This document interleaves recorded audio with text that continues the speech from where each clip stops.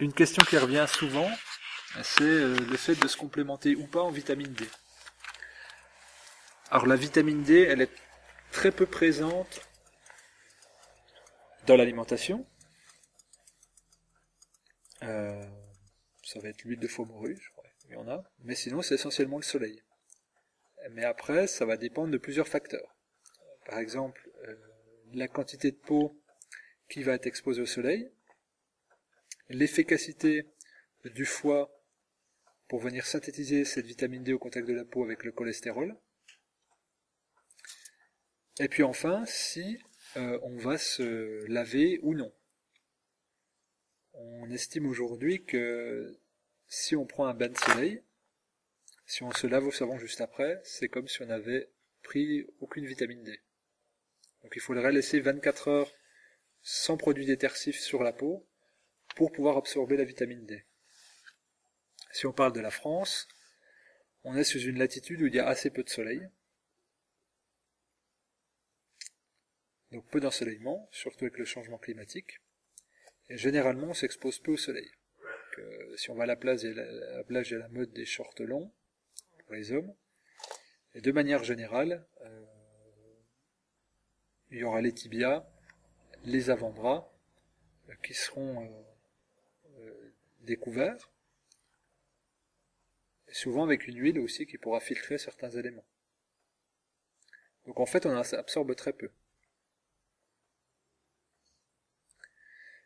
Vient ensuite la façon de se complémenter, parce que pourquoi il faudrait se complémenter? Parce que la vitamine D, elle participe à tout un tas de processus métaboliques et physiologiques.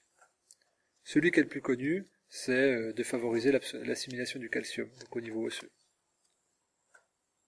Après, on se rend compte que dans le diabète, ça a des effets positifs. Sur les effets inflammatoires, ça a des effets positifs.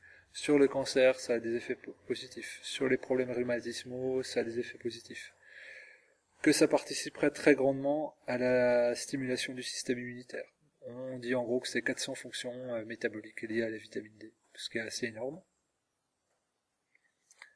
Est-ce qu'on est fait pour vivre aussi couvert et autant enfermé qu'on l'est et prendre autant de douches? C'est des questions qui ne sont pas nécessairement avoir des réponses dans l'immédiat, mais en tout cas qui devraient susciter des réflexions, puisque toute complémentation, aussi naturelle soit-elle, est en fait antinaturelle, parce qu'elle devient une béquille, et donc une dépendance sous laquelle on contrainte, donc c'est qu'il y a un déséquilibre manifeste. Alors il y a plusieurs façons de se complémenter.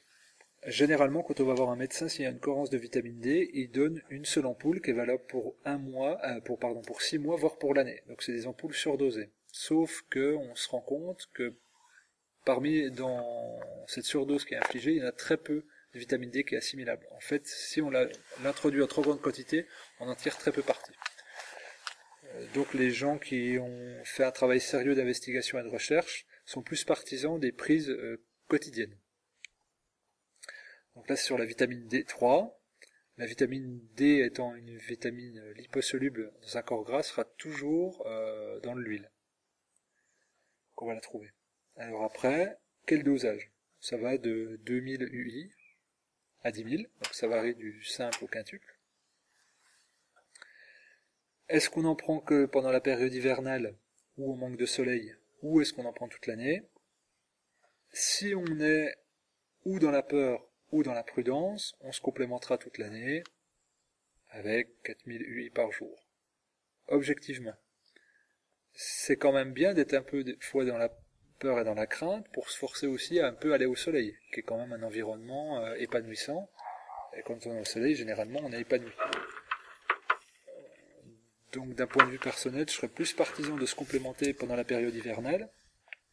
Donc quand on est dans la partie nord du pays, c'est-à-dire au-dessus de Lyon, eh ben on se complémentera de octobre jusqu'à avril à 2 ou 3 000 UI par jour. Donc après, ça va dépendre des laboratoires, comment ils vont concentrer leur préparation en vitamine D3 dans l'huile. Généralement, c'est de l'huile de colza. Ça va être de 2 gouttes à 4 gouttes. Ça va dépendre de la concentration. Après, en prendre va dépendre aussi de la nature de notre peau. Les peaux blanches et claires auront besoin, paradoxalement, de moins recharger la vitamine D car ils la stockent plus longtemps. Mais ils auront besoin d'aller plus au soleil. Donc en fait, c'est qu'on stocke mieux, mais moins, quelque part. Et les peaux plus foncées ont des plus grands stocks, mais plus rapidement épuisables. Donc assimilent mieux, mais épuisent plus rapidement. Et nous, on assimile moins bien, mais on stocke plus longtemps. Ce qui est normal, parce que les peaux sombres, plus foncées, correspondent aux zones où il y a le plus d'ensoleillement. Donc c'est pas illogique, d'un point de vue physiologique. Donc encore une fois, quand on voit à combien participe la vitamine D dans les processus métaboliques et physiologiques, autant s'exposer au maximum à chaque fois qu'on en a la possibilité au soleil et le plus dénudé possible. Aux plages horaires qui sont pas trop chaudes, c'est-à-dire on évitera entre 11h et 16h l'été, sinon le reste de l'année, dès qu'on peut se mettre au soleil, remonter un petit peu les manches jusqu'aux épaules, remonter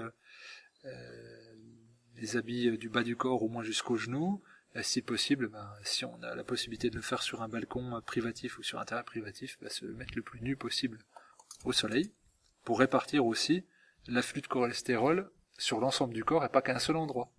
Parce qu'il y a aussi un danger dans l'optimisation de l'assimilation de la vitamine D, c'est de n'exposer que très peu son corps et de concentrer le cholestérol qu'à de petits endroits. Et donc on aura une meilleure, comme un panneau photovoltaïque, on cherchera à avoir la plus grande capacité d'absorption du soleil. Donc là c'est important d'avoir le réflexe d'aller le plus souvent au soleil et puis de se découvrir, et puis derrière de faire un effort régulier et d'évidemment se complémenter en hiver, ce qui est rarement le cas. Et quand on sait que c'est lié que c'est bon pour la stimulation du système immunitaire, ça nous préviendra toutes les affections et toutes les faiblesses qu'on pourrait avoir au niveau viral ou bactérien pendant cette période hivernale, où les terrains les plus déséquilibrés ramasseront le plus de formes de pathologie entre guillemets.